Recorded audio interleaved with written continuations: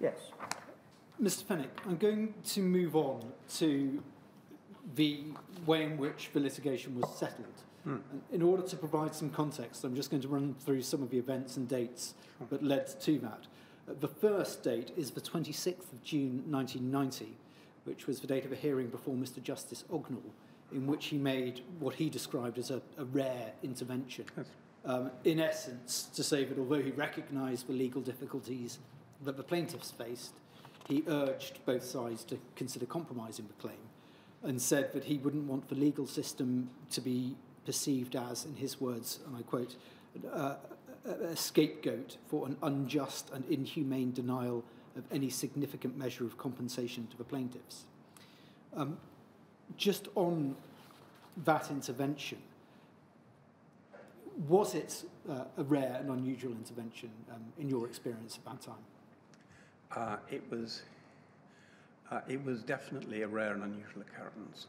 I mean, Harry Ognall was quite a plain-speaking judge, so it was not totally uncharacteristic of him to make comments of what he thought was appropriate. The words you quoted are, of course, a clear steer that although he was a judge, somebody else should be doing something different. So that's difficult. I mean, it could have led either side to make an application that he should be recused from being the judge in the case. The plaintiffs, because he was casting doubt on the legal strength of the case, and the defendants, because he was effectively saying, I think it's jolly unjust if they didn't get compensated. But it was taken, I think, by both sides in the spirit that it was meant. Here was somebody saying what many of us were feeling, what, as you've seen, I was saying and Andrew Collins was saying. It's a bad case in law, by which I mean one which is likely to fail rather than one which shouldn't be brought. But there is a strong element of compassion, and I think it's the sort of thing we expected from Harry Ognall, not in those terms, very unusual, unprecedented, and clearly had an effect that he was prepared to go that far. You mentioned the possibility of an application for recusal. That was, we've seen in the papers, certainly discussed. What was your view on whether he should be asked to recuse himself? Definitely not. I mean, as far as I recollect, I seem to remember that it was being raised, was it by the health authorities, or was it by, because the manufacturers came sort of in and out of the edges of the litigation, and they appeared to have been present at certain hearings. Somebody suggested as a possibility. I think I was asked to advise about it. I think you take your judges as you find them. And in a sense, he was doing no more than expressing human feelings, which we'd already recognized. If you go back to those early advices of Andrew Collins, we would expect the court to be sympathetic to these plaintiffs, quite rightly so. But equally, we expect them to be legally rigorous. And he was almost saying, if I'm going to be legally rigorous, I may well have to find against these plaintiffs on what I've seen so far. But I'm speaking my mind. In case it is possible to do something by which it is necessary, and being Harry Ognall, urging everybody to go and do it. But also, I think, making sure that the plaintiff side was in no doubt about the difficulties of their case. They weren't, but making sure that we understood that there was this strong compassionate feeling, which, again, as you've seen, was well in view. Following Mr. Justice Ognall's intervention, there was a submission which went to the Secretary of State on the 24th of July 1990. We've looked at that with Kenneth Clark on the 28th of July last year, so I won't take you to it. But it contains some advice from counsel that you refer to at paragraphs 23 and 24, including Mr. Collins saying that the Secretary of State should consider seriously Mr. Justice Ognall's intervention. Was that advice that you agreed with? Yes. In paragraph 27 and then on to paragraph 30, you refer to a number of documents. Again, I won't go to them for reasons of time, but just to provide the chronology. A decision was taken by ministers to continue the litigation. On the 7th of September 1990, the plaintiffs wrote to the central defendants in response to Mr. Justice Ognall's observations and proposed consideration of a settlement. And during the course of that letter, they stated that they placed a full value of the claim at between 80 to 90 million pounds. That seems to be a figure for the claimants alone, not including people with haemophilia who were infected. I think that must be right, yes. The response to that letter was sent on the 3rd of October 1990, reiterating the minister's decision to continue the litigation. Now, we can see from the papers, and you refer to it in your statement, that you provided advice on the terms in which that was to be communicated to the plaintiffs. But am I right in thinking that the decision was for the minister and your advice was only about how that was presented? Very much so. And we'd given our advice as to the legal merits. We'd given our views to the extent it was appropriate to do so as to what he might do. It was the minister's decision, or it came down to us from our instructions. So whether it was the minister or somebody down below, I don't know, but I presume it was the minister. And looking at some of the other stuff, it probably was. And our job was to simply put it into wording which was clear enough and as reasonable and appropriate as we could make it. Just so there is no doubt about it, we have got evidence, and we will look at it again with some future witnesses, that the submission went to both the Secretary of State and the Minister of State for Health, and both gave a view that the litigation should continue. The Secretary of State was Ken Clark. Who was the? Virginia Bottomley. Virginia Bottomley, yes. Thank you.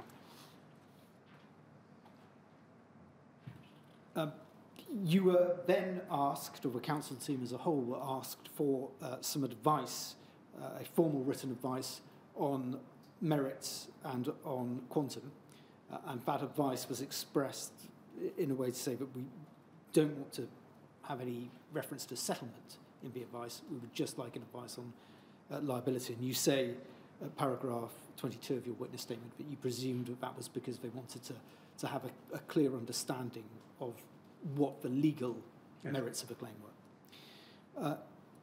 I'm going to turn to that advice now. It is DHSC 0007039_001.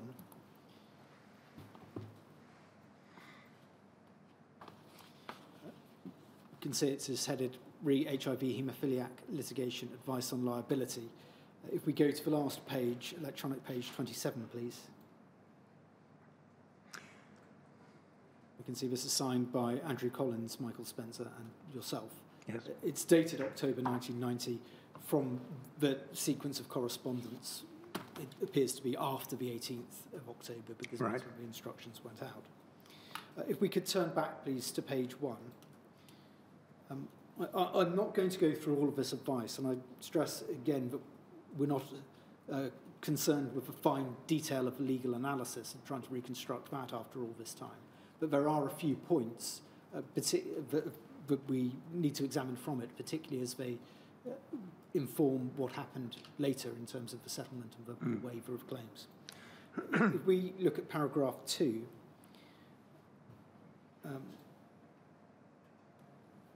you state that this, and I quote, "At this stage, our advice must be qualified by the limited amount of material presently available. We have had access to the pleadings, the bundles of publications relied on by the plaintiffs, and have considered part of the government defendants' discovery documents and first draft expert reports. We have not seen any discovery from the health authorities or the CBLA, nor have we seen their expert reports or any expert reports served on behalf of the plaintiffs. When these are available, they may affect our opinion as to the potential liability, in particular of the Department of Health." So a description there of what this advice is based on in terms of the material seen.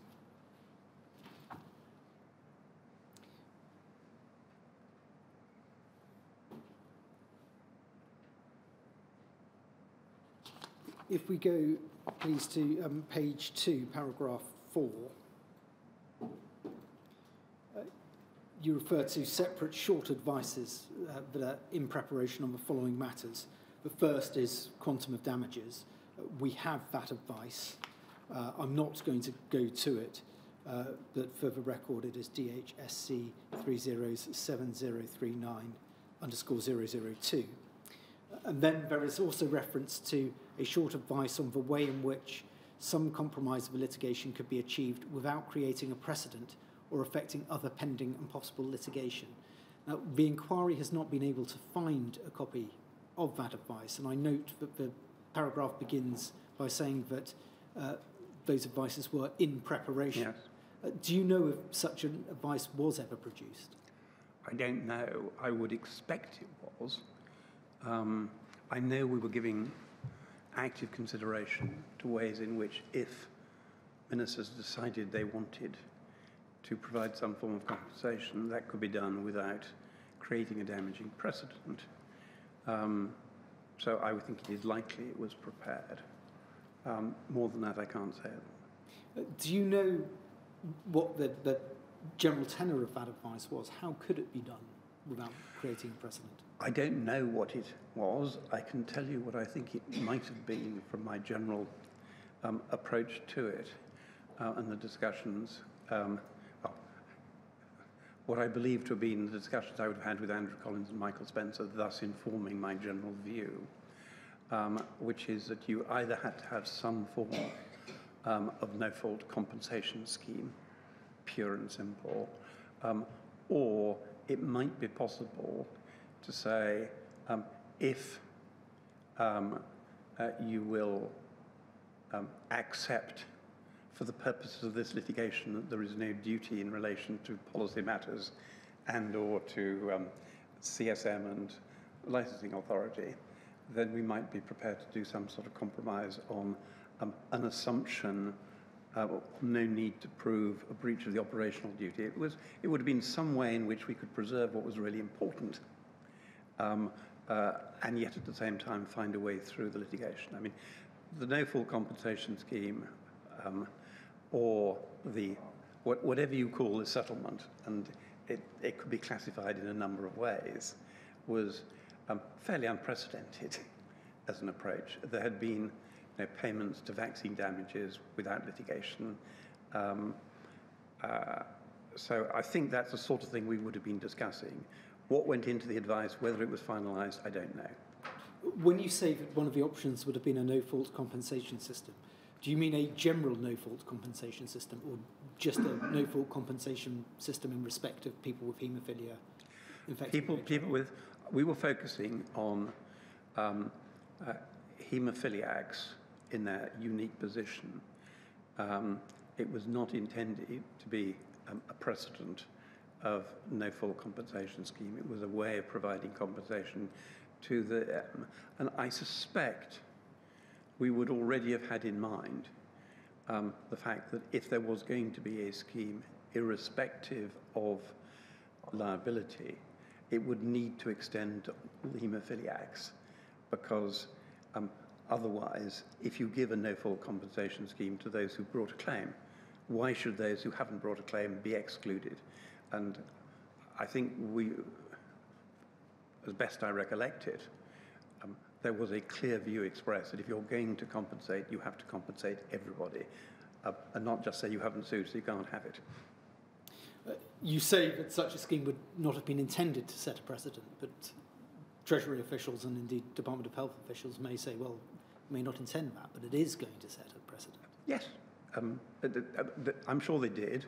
And of course they were right that it would be a precedent, but what one has to do in those circumstances, as we've tried to do later on when we did the variance EJD, was to make clear that there has to be something which takes it very far out of the ordinary before such a scheme is considered. I mean, there was a very real concern at this stage. Now we are used to a society in which medical practitioners and other professionals are very careful, in some ways overcautious, because of the fear of being sued. the massive amount of claims which have been made. At this stage, there were relatively few negligence claims in medicine. I mean, you know, as in others. I mean, when I suggested you might sue a solicitor for negligence in an overvaluation case, people looked at me askance. That was in about 1985, 1986. So there was a real danger at this stage, because the flood of claims was beginning, that if we open the gates by saying we will in certain cases compensate without fault, the Treasury and the, you know, we're always limited resources would be challenged. So it was an important issue. Turning back to the advice that you did give in this document, the advice on liability. If we could go, please, to page 3. This sets out the principal allegations made against the Department of Health. I'm not going to go through them all, but if we look at number 3, we can see that refers to an allegation that the Department of Health failed to pay sufficient regard to the risk of hepatitis or other viral infections and to take steps to reduce or eliminate the risk of their transmission through blood products. I'm just going to follow through in the document what is said about that allegation. We could turn to electronic page 4. Paragraphs 6 and 7 set out the principal allegations against the licensing authority and the Committee on the Safety of Medicines. And the first item for both of those is again this point about a failure to have sufficient regard to the risk of blood products transmitting hepatitis and other viral infections. Then on, please, to page 8. Paragraph 16. This refers to the re-amended statement of claim of the plaintiffs.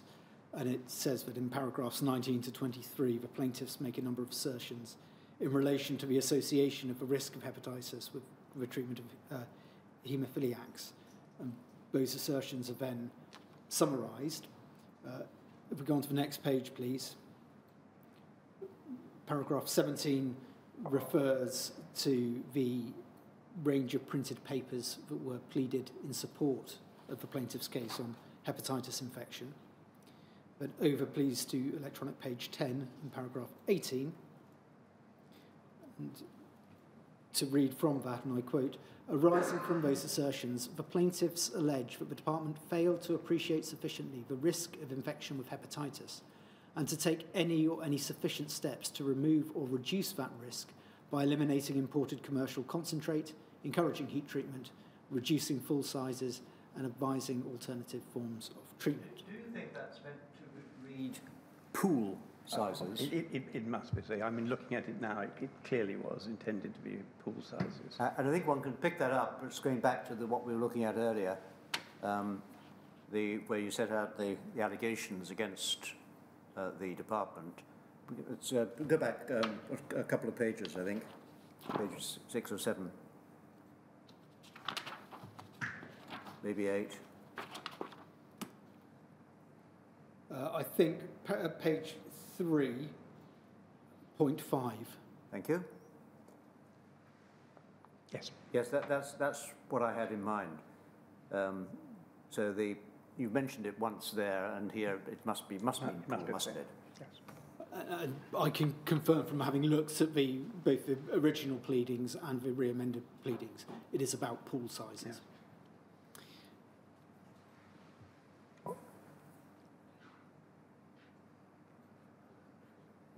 There follows at paragraph 23, which is electronic page 13,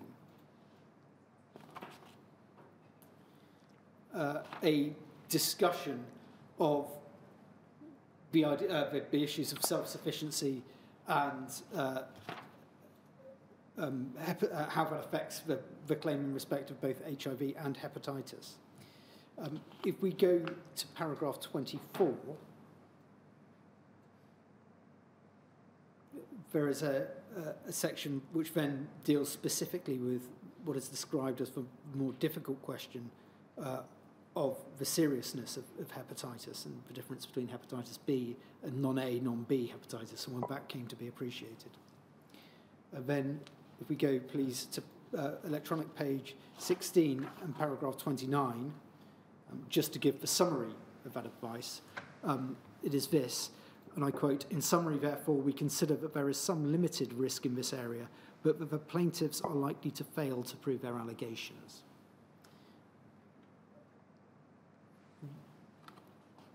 That is in respect of alleged breach of duty or breach of statutory duty. There is an additional point about causation, which is dealt with at paragraphs 47 and 48 of the advice, which is at electronic page 22. Now, the first issue for the plaintiffs in respect of causation and hepatitis infection is that the plaintiffs would have to show that negligent failure to protect for hepatitis would give rise to liability for infection with HIV, which for much of this time would have been an unknown virus. What you say about the defence that's open to the government is, at about 3/4 of the way down that page, the sentence beginning "the defence open."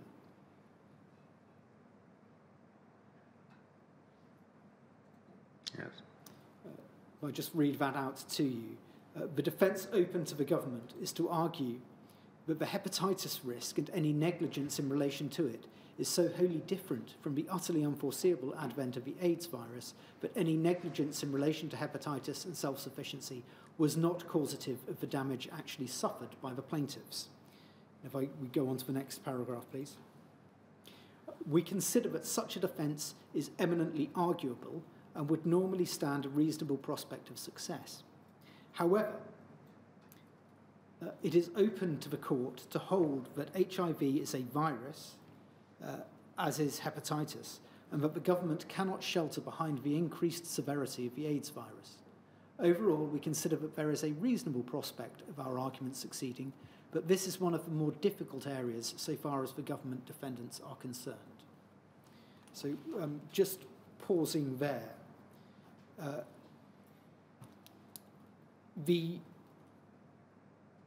statement of claim, the amended statement of claim, did not plead for damages for hepatitis infection, just for HIV infection. Is that right? That is right. And so, in order to get to HIV infection through that route, the claimants had to deal with that causation issue. But are we right to read this as, in your view, being one of the areas where the government was on weaker ground compared to other areas? That's certainly the view we came to collectively. I think, if anything, I was probably a little more bullish than the others about it, but this is the view. I mean, it's very difficult. HIV is so very different from hepatitis, or at least as it was then understood, that it seemed to me that the sort of way that courts looked at causation thereafter, from Lord Hoffman and his Mountaineer's Knee in Samco, made this an argument that we should win. But again, I think we were right collectively to reach the view that because of the sympathy the court would find, if it could be classified as a virus, then one virus is the same as another. If you could have foreseen damage by virus, then it doesn't matter which virus, in fact, infects you. So it's that balance. But certainly it was an area which collectively we felt was one which we might not win. And just so it's clear for everybody, that was not, of course, the only hurdle that the plaintiffs had to get over. No. One of many. The second issue about causation, which is dealt with at paragraph 49, is that there would be a need to show that achieving self-sufficiency in blood products in England and Wales would have led to incidents of HIV being either eliminated or reduced, and that was another hurdle that the plaintiffs would have to cross. Yes. That, of course, is expressed by reference to HIV. If the claim had been for hepatitis damage as well, then the same point would have applied to hepatitis, wouldn't it? You would still have needed to prove that self-sufficiency would have eliminated or reduced the risk of hepatitis infection. If we could turn then to electronic page 26 of the document, the final page, the overall risk of assessment. I'm just going to read through this. What you and your colleagues wrote is this: it will be clear from the earlier parts of this advice that much further work needs to be done before a final assessment of a risk of plaintiffs succeeding at trial can be established. However, at present, it is our view that the government defendants will succeed in defeating the plaintiff's claim on each of three grounds. 1, the existence of a duty of care. 2, negligence or breach of duty. 3, causation. However, it will be equally clear that there are a number of areas in which risks exist, and it would therefore not be appropriate to proceed on the assumption that the plaintiff's claim will fail. What is perhaps worth some consideration is that it is possible that the plaintiffs will succeed in showing negligence, but will fail either to prove a duty of care or to prove causation, or in appropriate places to prove Wensbury unreasonableness. Even if the courts do not succumb to the temptation to find the government defendants liable if they can be shown to be negligent, the outcome of such a trial in which the government was found to have been negligent but to have escaped liability because of what many would regard as technicalities in the law would no doubt bring adverse public comment. That is the conclusion of your advice.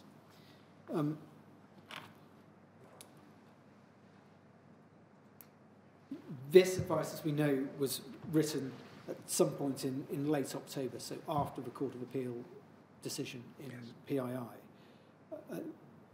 and shortly before the settlement proceedings, the process leading to settlement began.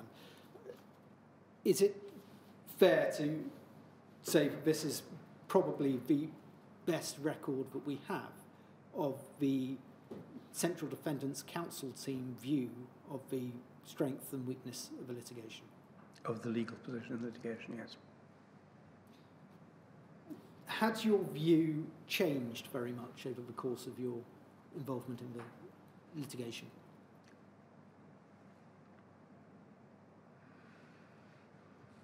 It's very hard to recollect. I mean, certainly not significantly. It is always the case that as you get more into a particular piece of litigation and you see more documents and you think about it more, you see more areas of potential difficulty, you also see more arguments in favour. So I think our views will have shifted on particular topics from time to time, but the overall tenor of the view as reflected in those 3 bullet points, duty of care, breach and causation, would I think have been largely unchanged. I mean, it's possible, and I can't remember, but looking what's said here about the causation argument, it's possible that the concept of a virus, and therefore that's enough, may have come into more prominence. And that's something which may have changed, which may be why my recollection is of being slightly more bullish than is written here. But that's the only area that I can think of. But the overall thrust of the advice, that it was your view that the Department of Health and the other central defendants were likely to win the case, yes, remained. I'm going to turn now to some documents which show how the discussions that led to the settlement unfolded. And if we could have, please, DHSC 00-46962_187.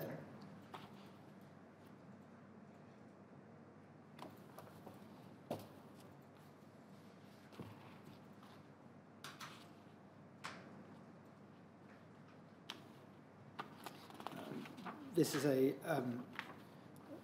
document, an internal Department of Health document headed present position on HIV haemophilia litigation. I just note from that first paragraph that the trial was due to begin on the 4th of March 1991. If we turn to the second page, please. References to out-of-court settlement. I'll just read through what is said there.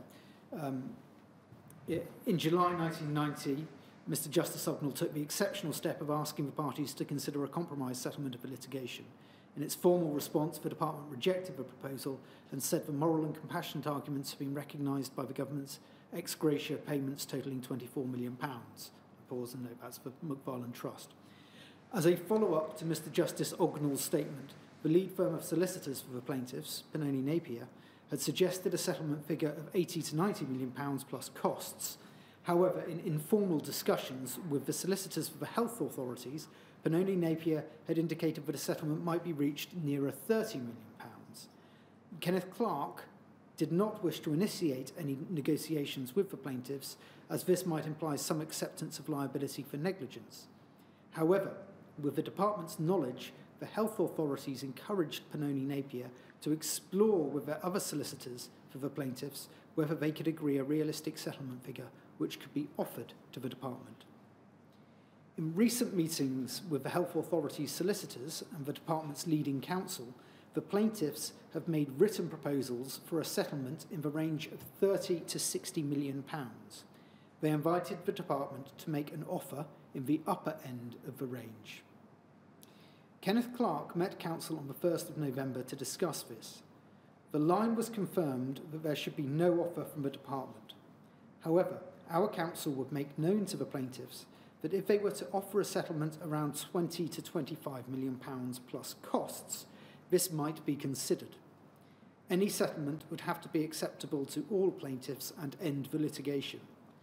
No money has been agreed with the Treasury for an out-of-court settlement, and this could be difficult to obtain as the prospects for successfully defending the action are reasonable. And then another document, DHSC 304365_043. This takes this story forward a little further.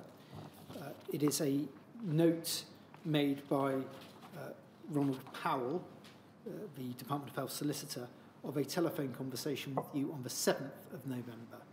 I note that on the 1st of November, Geoffrey Howe resigned from Margaret Thatcher's government, prompting a reshuffle, which led to Kenneth Clarke leaving the Department of Health and William Waldegrave becoming the Secretary of State. That's helpful. What Mr. Powell wrote of the conversation is this. Mr. Fenwick said that Andrew Collins had spoken to Rupert Jackson, that's the lead, one of the lead QCs for the plaintiffs, last Friday, and had arranged for them to meet on Monday. The Friday was the 2nd of November, but Monday was the 5th of November. They met on Monday at 8 a.m. Those attending were Andrew Collins, Rupert Jackson, Justin Fenwick, Michael Brooke, and Dan Brennan.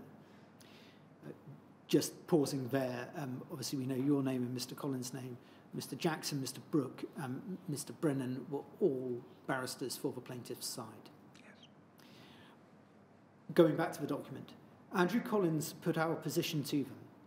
We could not initiate a compromise, but were prepared to listen to what they had to say. They did not balk at this. They were told that the figures we might have in mind were not on the paper that they had submitted. The top range of figures were out of the question. If the figures they would settle for were only to the middle of the right-hand side of a list of figures, then it was best for us to accept that we would have to go to court. I pause there to note this obviously refers to a document which isn't provided with the note, but indicates that the government was prepared to listen to an offer within a certain settlement range, but not at another range. Is that a fair interpretation? Yes. Read it with the other note. Returning to the document, the steering committee met on Monday evening, and a further meeting between counsel concerned has been arranged for 6 p.m. this evening. Mr. Fenwick suspects that they will come back asking for about £40 million as openers.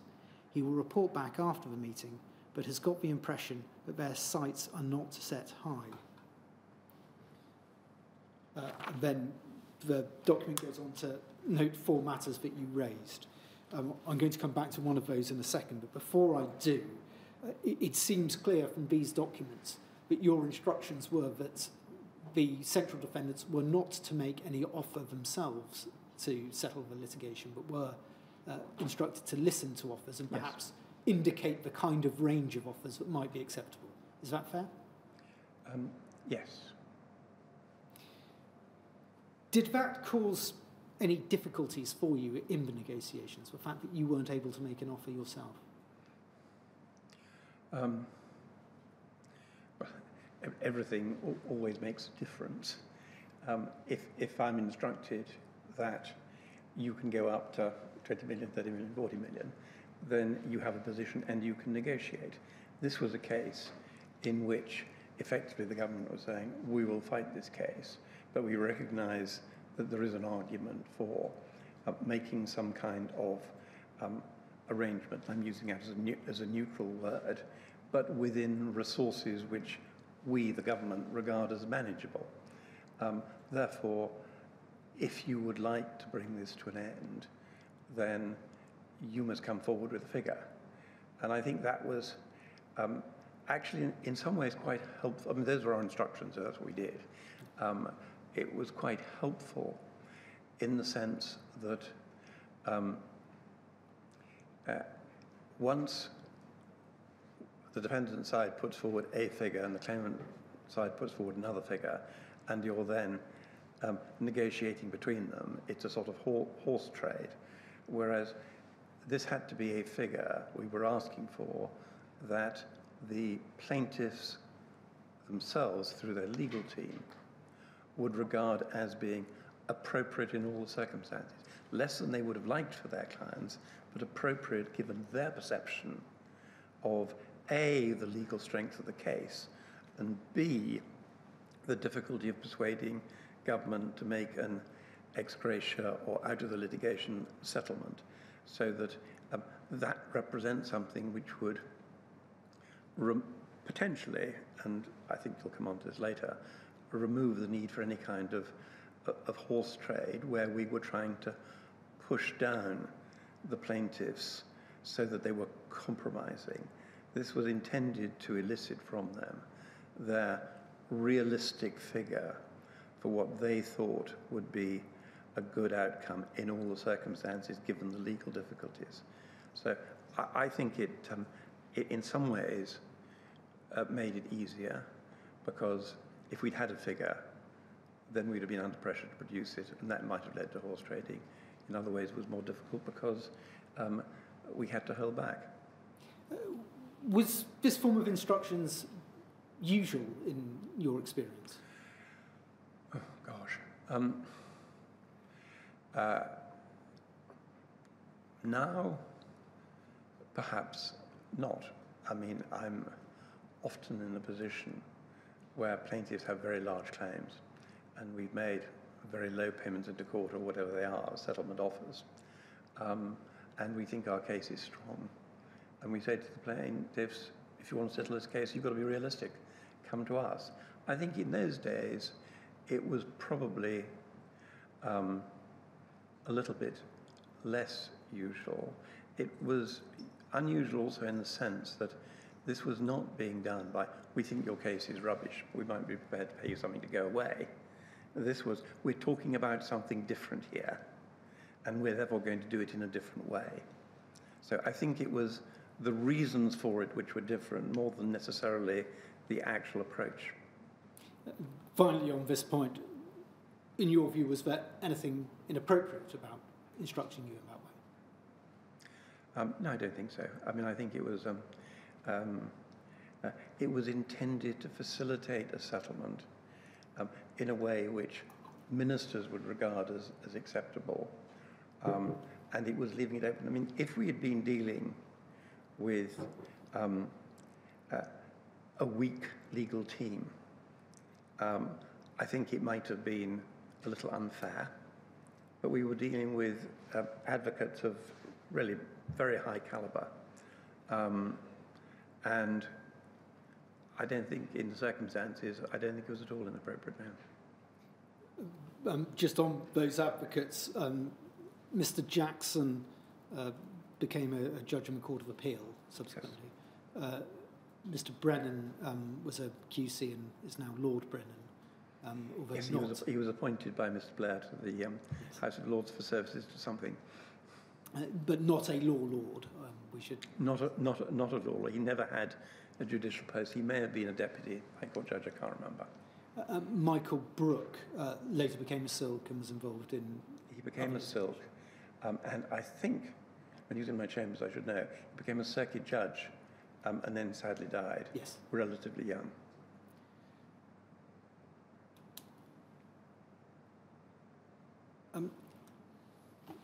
Turning to one of the other issues that you raise in that note, on page 3, I won't read through all of this, but what you suggested to Mr. Powell was that one of the reasons why the plaintiff's side may be keen on settling at this stage was because they may have to go back to the Legal Aid Board to have their funding renewed, and at that stage, their counsel would have to give an honest and frank advice about their prospects of success, and that may lead to the Legal Aid Board choosing not to renew the funding. Yes. Now, the way that it is expressed there is that was your best efforts at trying to work out what might be going on. Did you ever learn whether or not that was correct?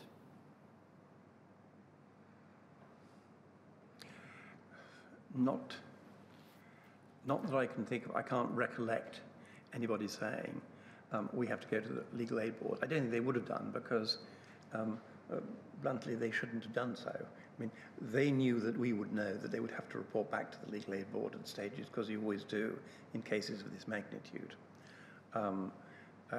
In just the same way as a plaintiff knows that the defendant will have to report to his insurers from time to time, and therefore will regard certain stages as pressure points. And in settlement of litigation, immediately before they have to agree to pay a brief fee, there are moments in a case where the other side will have to assess its position carefully. Given here the quality of the advocates and their obligations to the Legal Aid Board, we will have known that they will have had to report probably around this stage as disclosure or discovery as it was finished. But I'm sure they wouldn't have told me that, but it would have been obvious on both sides that was going to happen at some stage. What we didn't know, and what I had absolutely no idea of until I read with interest their own report, which was, I think, sent to me in the second set of papers I received. That's right. Was the way that they were, in fact, looking at the case, and the way in which clearly they would actually have had to report to the Legal Aid Board. We had no inkling of that. We might have thought that they would have to advise cautiously, possibly very cautiously. I think I'm pleased that we didn't know the nature of their actual advice, because that could have encouraged hawks to say, well, in that case, we won't settle. I hope not, and I have no reason to think it would have done. But we certainly had no idea that that was their view. We would have understood that they recognized the difficulties, the case, but certainly not to that extent. I'm not going to go to that advice, but other evidence and questions which have been posed by the court participants lead me to ask this.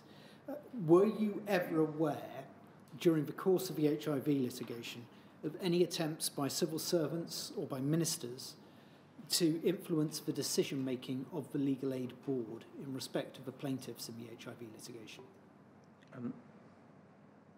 No. I mean, well, there are two ways in which that might have happened. One would be a formal open letter or communication to the plaintiff solicitors. Please ensure the Legal Aid Board is aware of this, which is what one often does in litigation, to make sure that the real decision makers know. I don't recollect that happening at all. Of anything done by way of indirect or private communication, I'm not aware of it. I think it is most unlikely that, well, I don't know, but I would have been very surprised to hear about it. And do I think, have I seen anything which suggests that? No, I don't think so. I mean, and I'm not aware even of what decisions the Legal Aid Board did make, but I'm not aware of any such communication or attempt. If you and Mr. Collins and Mr. Spencer had been asked whether that was appropriate, what would your advice have been? Well, I think I can speak for them. Unequivocally, that is wholly inappropriate. You know, we do have not only separation of the legislature and the executive, but when you appoint a legal aid board, you make them independent, and you don't challenge their independence. Otherwise, you destroy the system. You have said in your statement that you were aware of a change in mood around this time. You were asked about whether or not the change from Mr. Clark to Mr. Waldegrave or Mrs. Thatcher to Mr. Major made any difference. Are you able to expand on what that change in mood was and why it came about? Well, of course, there were also all those adjournment debates which were going on in Parliament at the same time. So there was increasing pressure from outside the litigation on government at that stage. So the move from we don't settle cases unless we are advised that we will lose them or have a significant chance of losing them, and we don't set any precedents, I think gradually gave way to if we can find a way of providing compensation to these victims without damaging A, our willingness to fight cases on their merits, and B, not creating a precedent, then we should do so. I think came in. The changes of personalities may have made that appear more accentuated. I mean, William Waldegrave, I mean, I certainly attended meetings with both of them, and I can't remember whether it was one or two or more. William Waldegrave had a very different style to Kenneth Clark. I think they both had exactly the same concerns. So that was a slightly softer way of looking at it. I do think that the elevation of John Major to Prime Minister made a difference, partly because of difference of personalities, but also I think I perceived it as this is an opportunity to make a change, because it came very rapidly after the change in power, and I think this was John Major indicating, I mean, as I saw it, I have no idea of what went on, but I very much got the feeling that John Major said, well, we really ought to do something about that. How can we do it? That's my perception.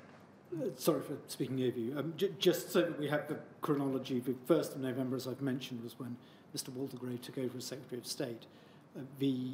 John Major came in as Prime Minister on the 28th of November. And between the 1st of November and the 28th of November, there were obviously a challenge to the Prime Minister and the first and second round of the leadership ballots, which may explain why there was the responses to the settlement litigation were a little slow at that time, but one or two other things. I'd forgotten that, yes.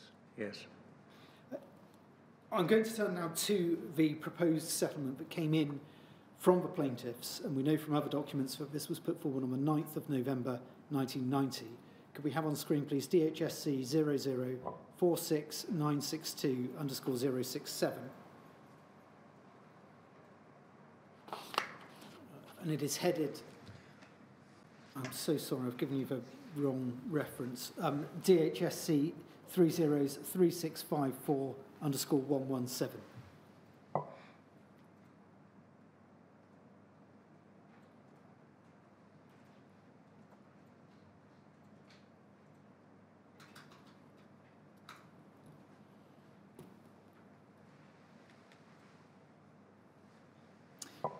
Thank you.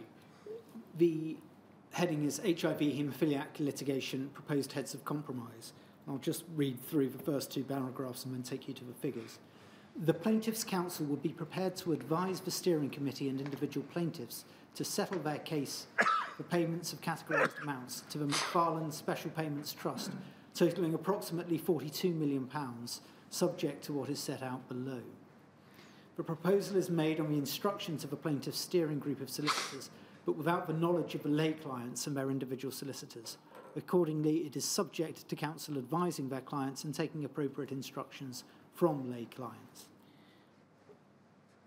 In response to the government's desire to make payments to all haemophiliacs and not just those who are suing, the figure covers all haemophiliacs registered with the McFarlane Trusts, as well as the plaintiffs, the claimants. It is exclusive of all previous payments to the McFarlane Trusts. It is to be emphasised that the plaintiffs' solicitors and counsel do not act for and are not instructed by haemophiliacs outside this litigation. The figure is derived as follows. We then see a table setting out different figures for different categories of claimants: child, single man, married but childless, married with children, infected intimates, and category G. We know from other documents that category G are people who were concerned that they may become infected with HIV, generally because they had been intimates of people who were infected. Different figures were given for the quantum for each of those categories, and the different numbers contained in the table as well. And the total, the grand total, so this is for all people with haemophilia who were infected with HIV plus category G plus intimates. The grand total was just under £42 million.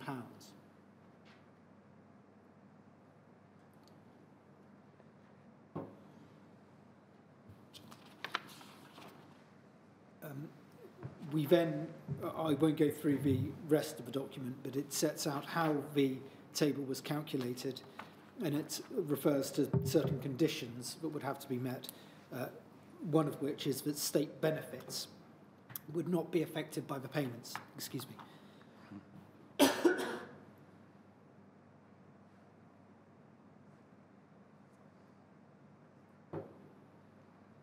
Another of the requirements was that medical negligence cases, which would be brought against the health authorities rather than the central defendants, would be allowed to continue if they fell within certain criteria. Yes. And also that the settlement should be announced in open court with an opportunity for counsel to mention the settlement and, in appropriate cases, explain why it should be approved. Now, that approval was a legal requirement at the time, wasn't it? And indeed now, that if a settlement is put forward for somebody who is under the age of 18 or who doesn't have capacity, yes, then the court must approve that. Yes, that's exactly right. And in this case, the court meant Mr. Justice Ognall. Yes.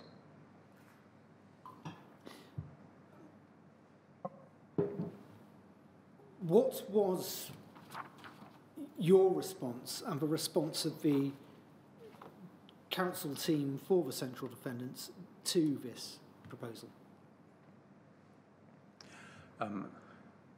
When you say our response, you mean how did we personally view it as yes. opposed to all? So,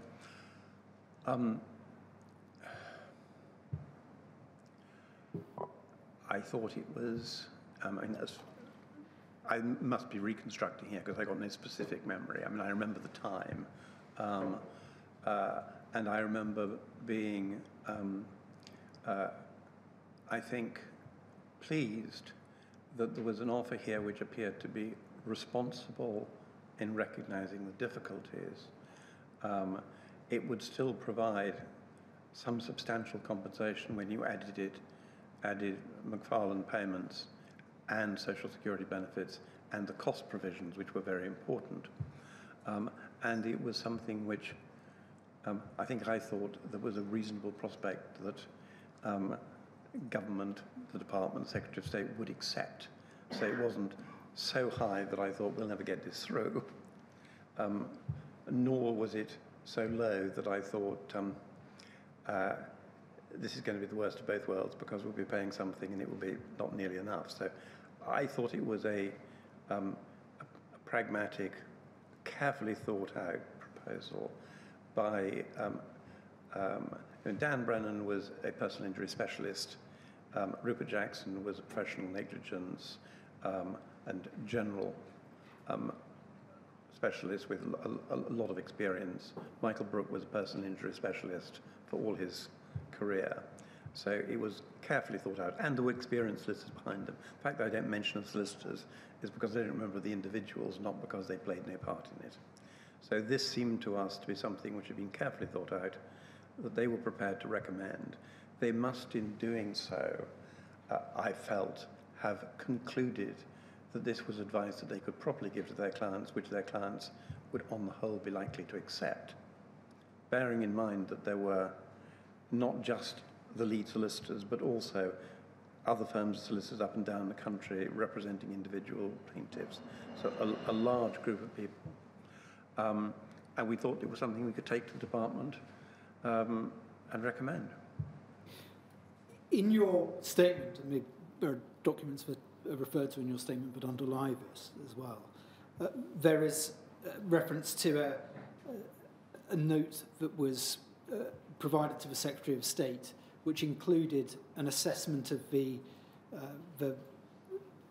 as it were, the cold legal analysis of how much the claim was worth if one gives a discount for litigation risk. And that figure was about £27 million. And you say in your statement that you suspect that probably came from Michael Spencer because that would have been his area of specialism.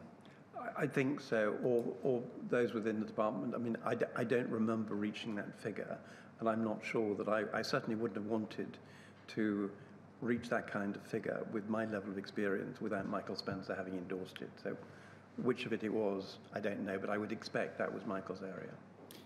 So in effect, the plaintiff's proposal is about £15 million more than the brass tacks analysis undertaken on behalf of the central defendants. There was some discussion within the Department of Health about whether or not efforts should be made to seek to negotiate the price down. Yes. What was your view on whether such efforts should be made? Definitely not. I mean, for two reasons.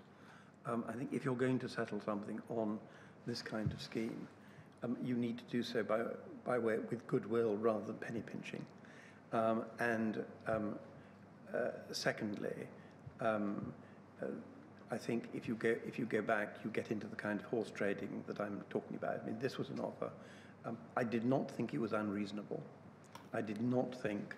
I mean, affordability was not my job, but it seemed to me reasonable where we would avoid the trial and we would avoid the consequences of the trial, which I've talked about earlier. And I thought that it would be a mistake to try and push the plaintiffs down. It might also make it more difficult for them to obtain agreement. I don't think I would have paused very long before expressing that view fairly trenchantly if and when asked. I have certainly seen no documents to suggest that you were ever instructed to negotiate the matter down. No. It seems to have been something that was floated and then wasn't taken forward. I think people always say, particularly when you've got Treasury people there, do we need to pay that much money? And the answer to the Treasury people is yes, if we're going to do this at all. I'm not going to go through the submissions and the documents, some of which you refer to in your statement, others of which we've looked at with other witnesses. You were called upon, you and your colleagues on the council team were called upon from time to time to give advice. In particular, on the 4th of December 1990, so very shortly before the settlement was announced, Ron Powell called you, and there's a note of a conversation that you had, and you refer to this at paragraph 43 of your statement. You appear to have gone through the legal arguments and ascribed a percentage chance as best you could to each of them, and overall come to the conclusion that there was about a 1/3 chance of losing. Was this broadly in line with the advice that you were given back in October? Had anything changed? I think that sounds as though it's a little bit more pessimistic. But on the other hand, one has to look at the purpose of the advice. The October advice was a rigorous assessment on the limited material we had. by leading counsel and junior counsel. This was my trying to say,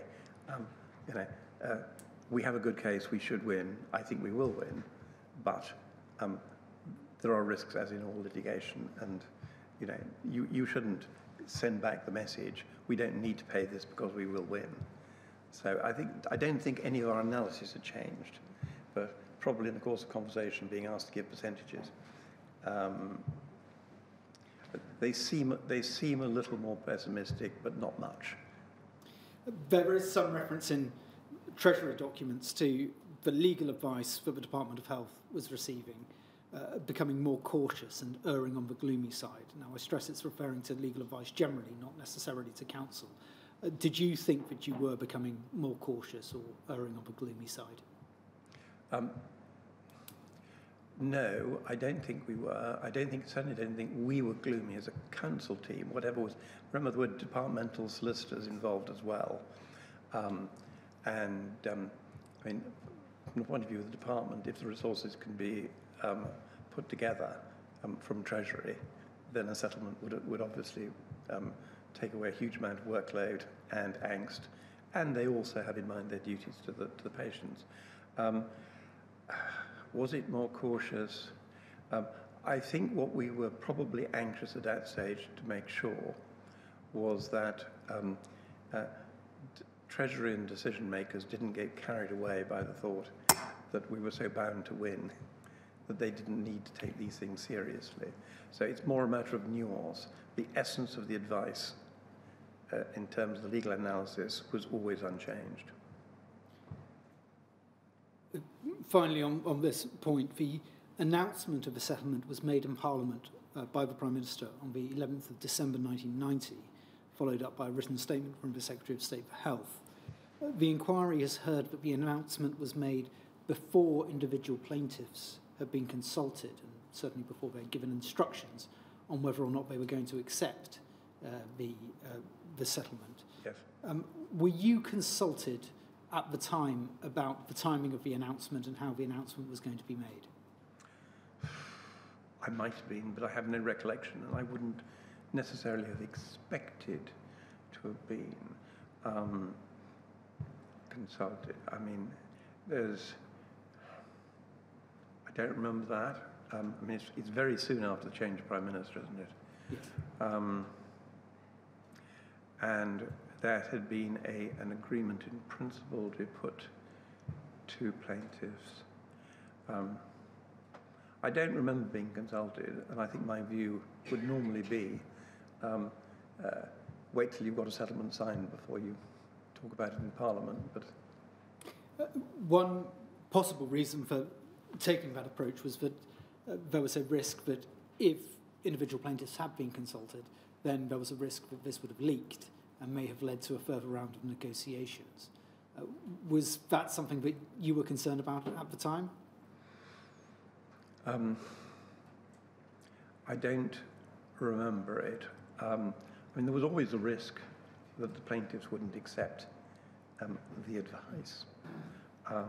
But if there was advice to take that offer to legally aided plaintiffs, then there would be an obligation to consider whether the litigation should continue to be funded and that offer rejected. So I don't think I expected there to be any further negotiations. I can see that that might have been a departmental concern. But I may have been consulted, I don't recollect it. I don't think that necessarily would have been my idea of a good thing. When you say it may not have been your idea of a good thing, A, why not? And B, do you think it was appropriate? I haven't thought about it before because I wasn't aware of it. I think there was so much public interest in it. It was undoubtedly a very significant departure from defending the claims. We had haemophiliacs who were dying at the time. It was imperative that action should be taken if it was going to be taken at all. It was important that they should know what was being said. I don't think it's for me to conclude whether statements being made in Parliament were appropriate or not. As I don't remember being asked, I can see why people might have done it. I can see they wanted to get the news out to people early. If somebody had said to me, shall we say anything about it, or we got it written down in paper, my normal reaction would be, get it signed first, because you never know what will happen. Do you recall any complaint or issue being raised with you by, for example, Rupert Jackson or any of the other counsel for the plaintiff side about this point? I don't, but I would have expected that to have gone to Andrew Collins rather than to me. I was sort of somewhere at the back of your room here with the minions in the sort of pecking order. I'm going to move on now to the negotiation of the final terms of the settlement, because obviously what has been put forward by the plaintiffs there was the heads of settlement, but not the detail.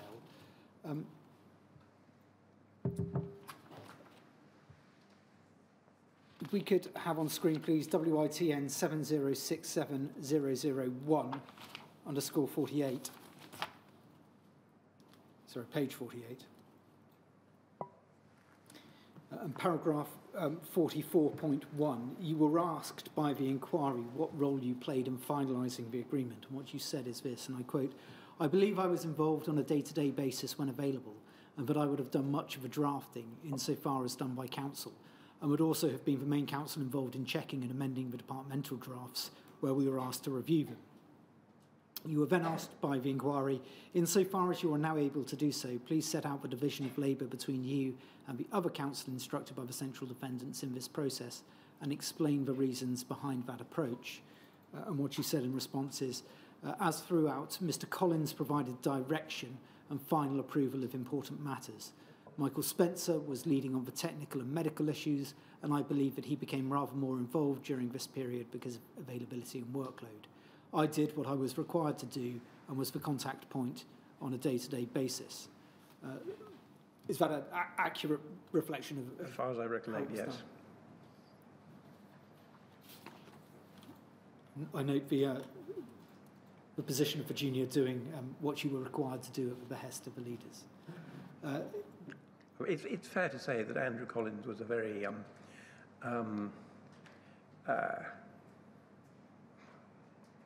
pragmatic and supportive leader, encouraged people to get on with it and keep him consulted. So I probably had more, I was allowed to do more and draft more in the first instance than might have been expected.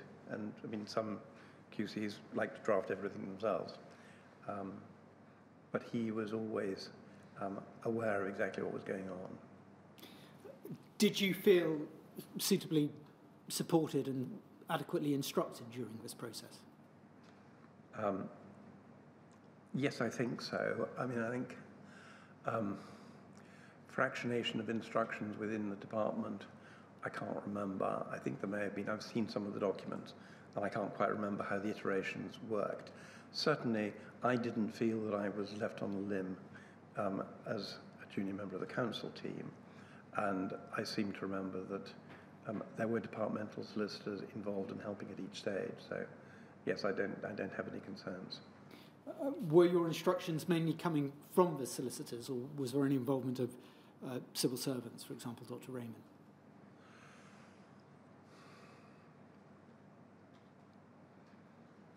I'm sure there were no direct instructions to me from Dr. Raymond. There were civil servants in the form of administrators who would have been present and participating in discussions, but it would have been the lawyers who were passing those on, or at least present in the room. I mean, if a senior civil servant is there in the room saying things and the solicitor's supporting it, then I'll do it. But and I can't think of any particular example or individual of somebody who was driving the process. Finally, on this point, to the best of your recollection, was there anything unusual about the way in which you were instructed in terms of drafting the settlement? No, I mean, looking back at it and reading it, seems to have taken quite a while to get there with the drafting, but I don't remember anything unusual, certainly nothing inappropriate. So I'm about to go through a number of drafts to deal with the question of how the waiver of hepatitis claims came about. I wonder if it might be appropriate to stop now, have our break now, and then go through those drafts in one go afterwards. I imagine it will take probably about 15 minutes or so.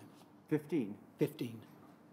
Well, in that case, might not be more economical of time if we dealt with it now. But I'm happy to do so. Providing that you're happy not to sacrifice your break for a little while longer. Yes. Reason for this is that otherwise we have a break now, come back for 15 minutes, and then have another break for core participants to put their questions to the council if they aim to ask you. I'm quite happy to continue. So I'll push on then, sir. What I'm going to do is go through a number of versions of the draft. I'm afraid there's going to be quite a bit of reading out and not many questions. Yes. But the issue that we're exploring here is how it came to be that the final draft settlement contained a waiver of rights to bring claims for hepatitis as well as HIV infection. That's the underlying issue. Understand that. You didn't include in your, when you read out the plaintiff's offer, whether they said anything about abandoning litigation and waiver of claims or not, and I can't remember. Let's go back to it. I'm sorry, that's probably the right starting point. Yes, no, you're quite right. We'll go back to it. If we could have, please, DHSC 303654_117.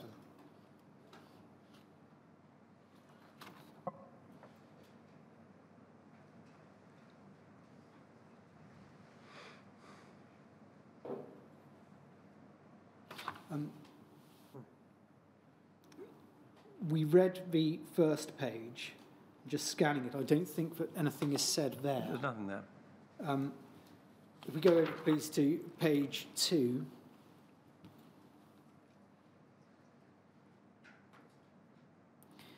We have a section on the calculation of the table. Nothing there. Nothing there either. And page 3.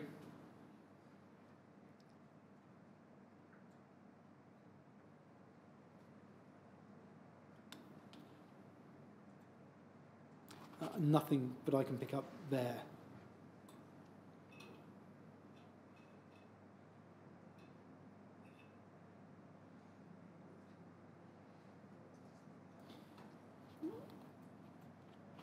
Speaking in general terms, when litigation is settled, would you expect there to be an agreement that the recipient of any settlement sum would end those proceedings and agree not to take further proceedings on the matters in the case? Yes, in relation to the same subject matter, and that I think is what we'll be coming to. Let's look then at DHSC 303654_032. And if we could go to page 3 of that document, please. We can see it's marked at the top from Ron Powell at 2 p.m. 12th of December. And we can see the top left-hand corner a fax date of 12th of December 1990, 1:16 in the afternoon. So this is the day after the announcement has been made, and it appears to be an early draft of the detailed terms of settlement. We can see the top says the sum of £42 million to be provided to the McFarlane Trust, so adopting the sum that was put forward by the plaintiffs. If we could turn, please, to page 9.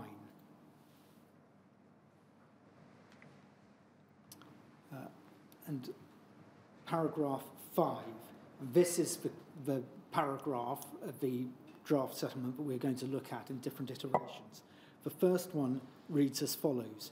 The plaintiffs will discontinue their actions against all defendants and will undertake not to bring fresh proceedings, save that those plaintiffs who have already made allegations as to clinical management shall be entitled to pursue that element only of these claims against the relevant health authority. So I won't go on to read the rest of that paragraph. But would you agree that is a very broad use of terms to describe the effect of discontinuing the action and agreeing not to bring a further action? Yes.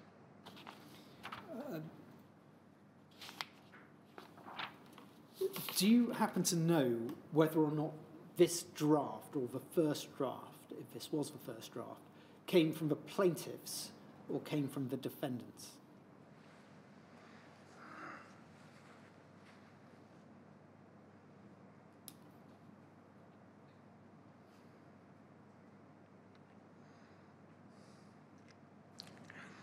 Can we have a look at the last page? Go, please, to electronic page 12.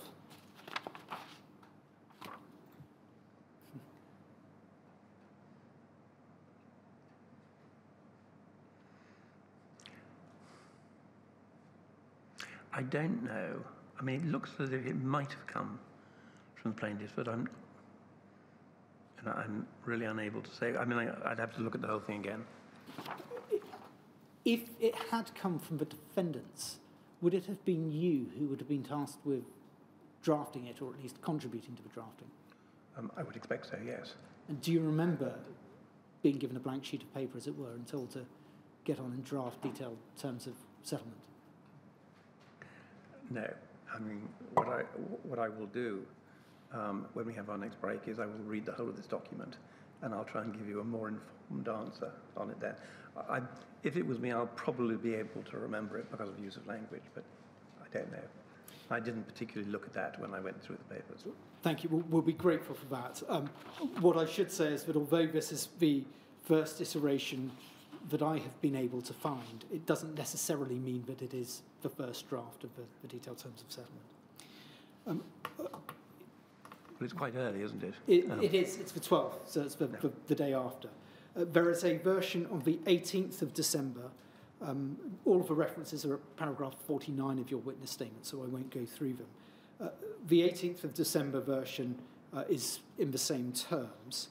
On the 21st of January, there is an amendment, DHSC 304523_091. We could turn, please, to page 11 of the document.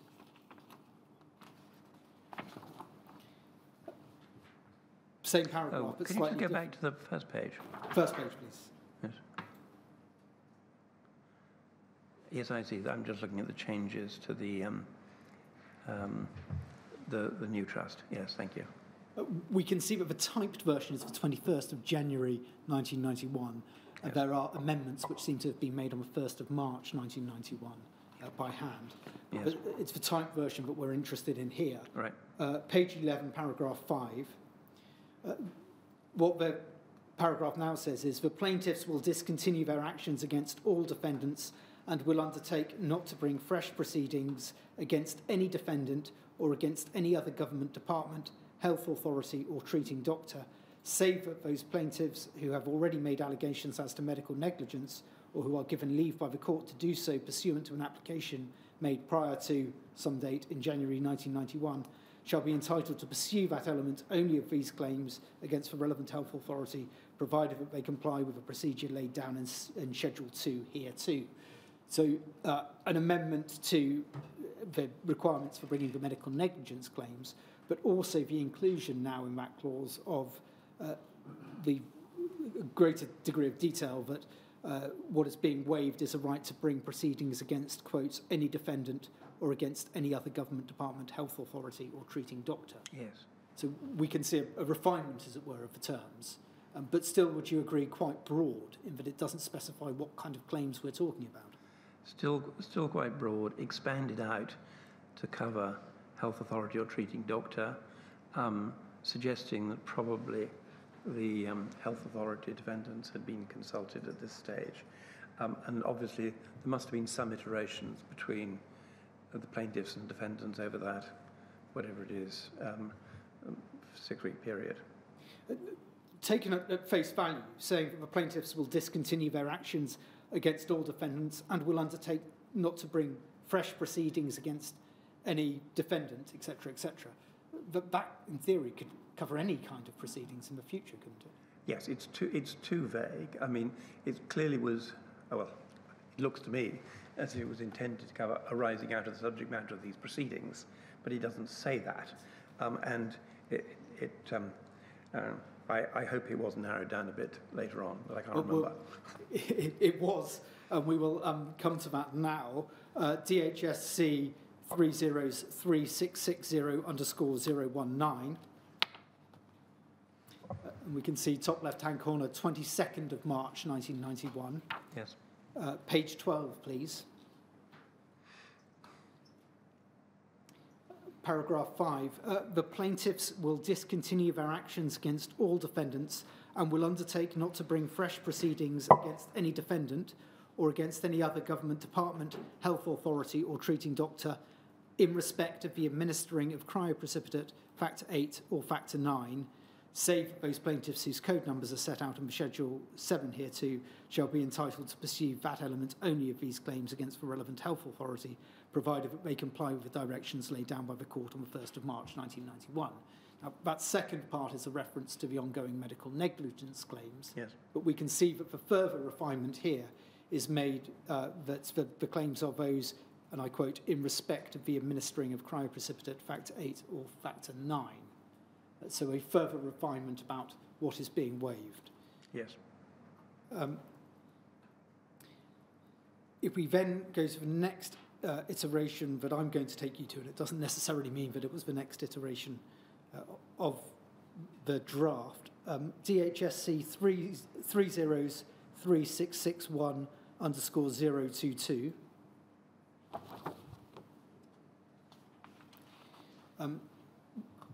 We can see that this is dated the 16th of April 1991, and it's headed Plaintiffs' Suggested Amendments by Riders. Mm-hmm. So instead of going through the entire draft, they are saying what they would like to see changed and then indicating where in the draft it should come. If we look at number 4 of the Riders,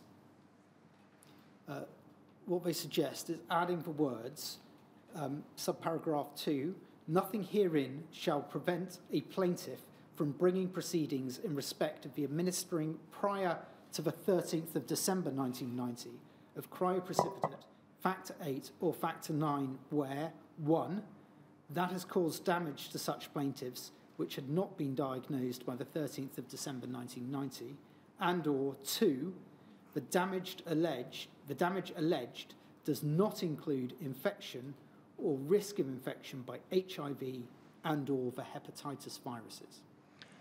Just look at that. What I might do is take you to how that sits within the next draft when it's translated into it. It might be easier to understand. Fine, thank you. Just to complete this document, that's marked number 4. And if we go to page 6 of the document,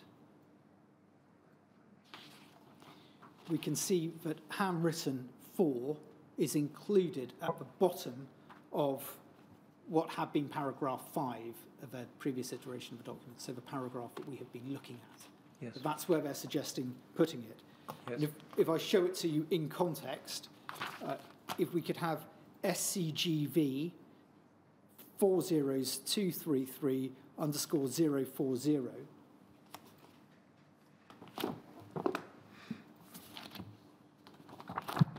If we could first of all please have page 2. We can see now that this is the 22nd of April 1991. Yes. And then page 14, sorry, page 15, electronic 15. Paragraph 5. And this, as I understand it, is the incorporation of what has been suggested into the draft.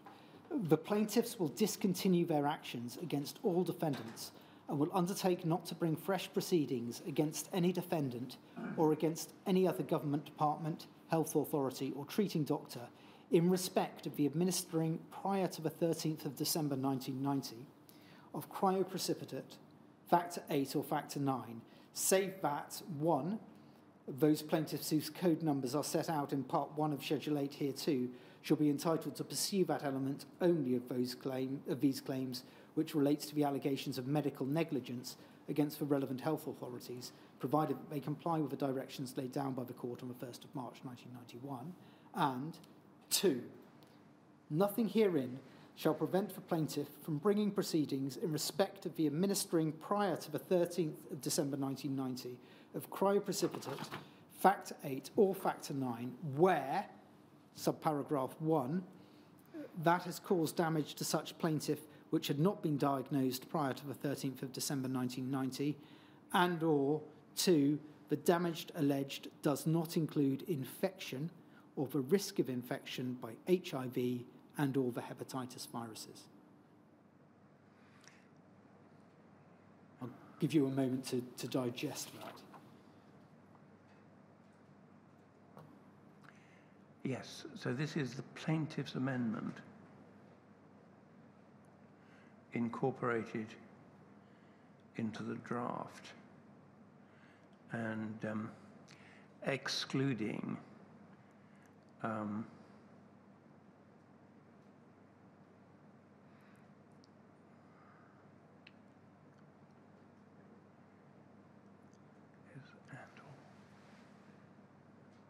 Yep, got it.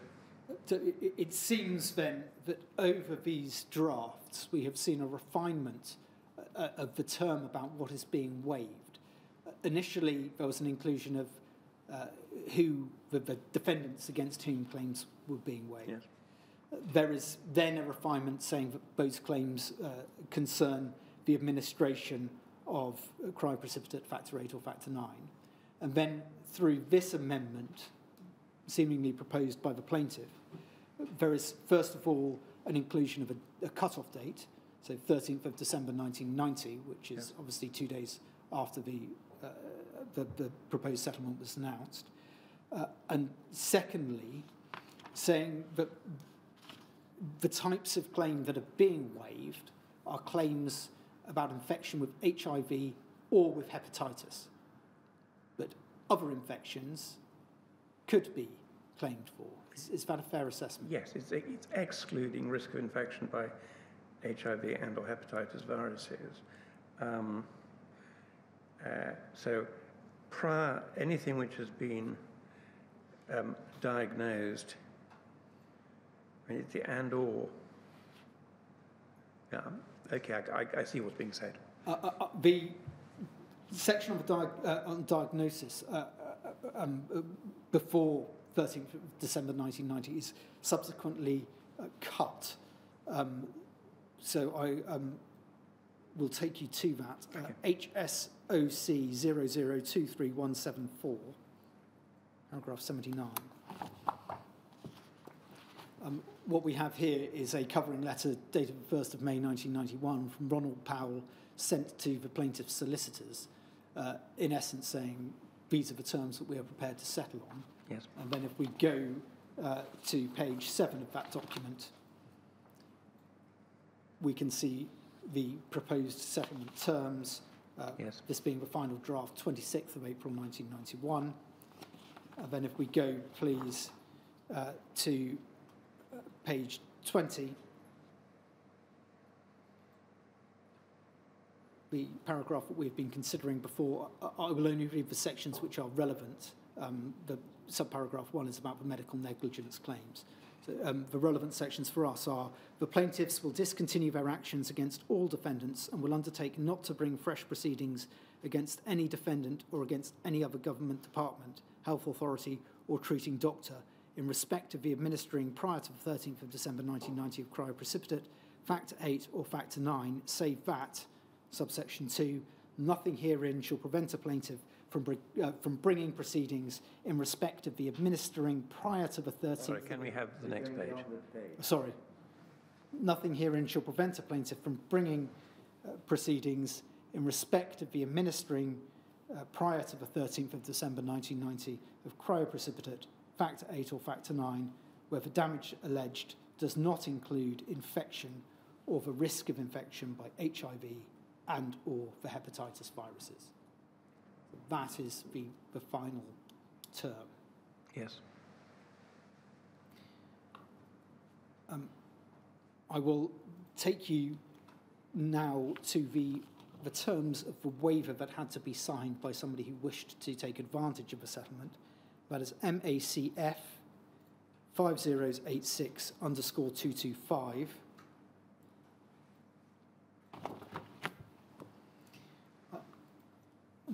We can see this is entitled Undertaking to be given by an individual not under a disability in accordance with clauses 12, 15, 17, 18 or 20 of the deed of a McFarlane Special Payments Number 2 Trust. And what it says, paragraph 1, is in expectation of receiving from the McFarlane Special Payments Number 2 Trust the sum of £23,500, I undertake with the Secretary of State for Health that I will not at any time hereafter bring any proceedings against the Department of Health, the Welsh Office, the Licensing Authority under the Medicines Act 1968, the Committee on the Safety of Medicines, any district or regional health authority or any other government body involving any allegations concerning the spread of the human immunodeficiency virus or hepatitis viruses through factor 8 or factor 9, whether cryoprecipitate or concentrate, administered before the 13th of December 1990.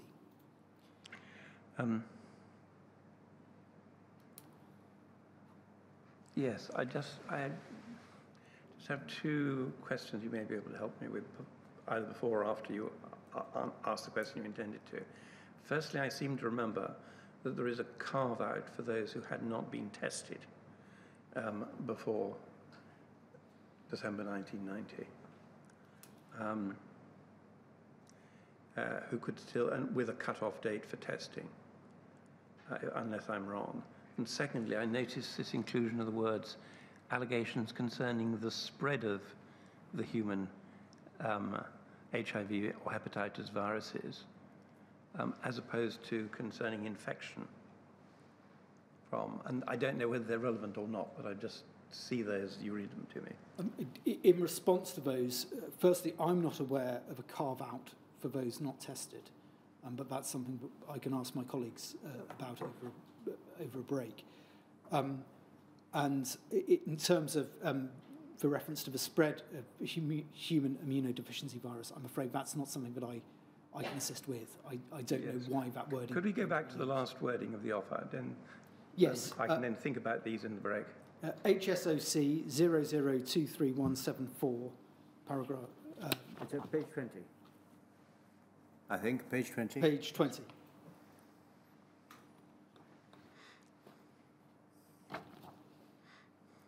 Can we have page 20 and 21 together, the bottom part of page 20 if possible? That would be helpful.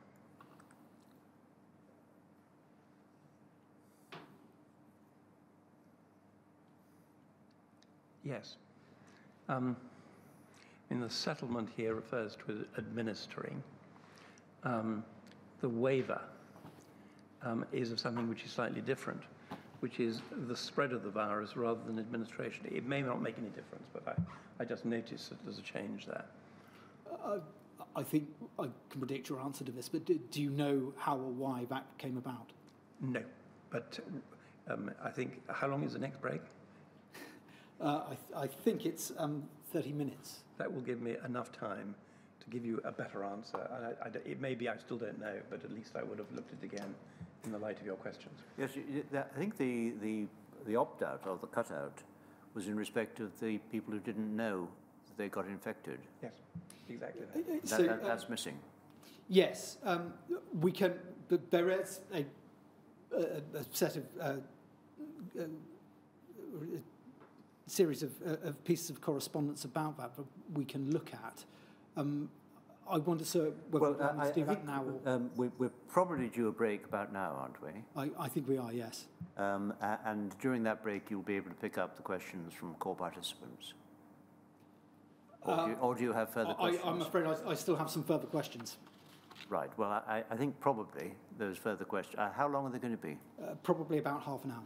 Right. Okay. My attempts to save a little bit of time have not come to do anything, but there we are. We'll take the half-hour break now, and then come back for your further questions, and then such further break as you need for core participants to let you have their final questions. If they can helpfully give you anything during this break, then I think everyone would be grateful. Thank you. And I've got with me the documents I was provided, so I will have a look through these documents to see if I can say anything more of help. Thank you very much.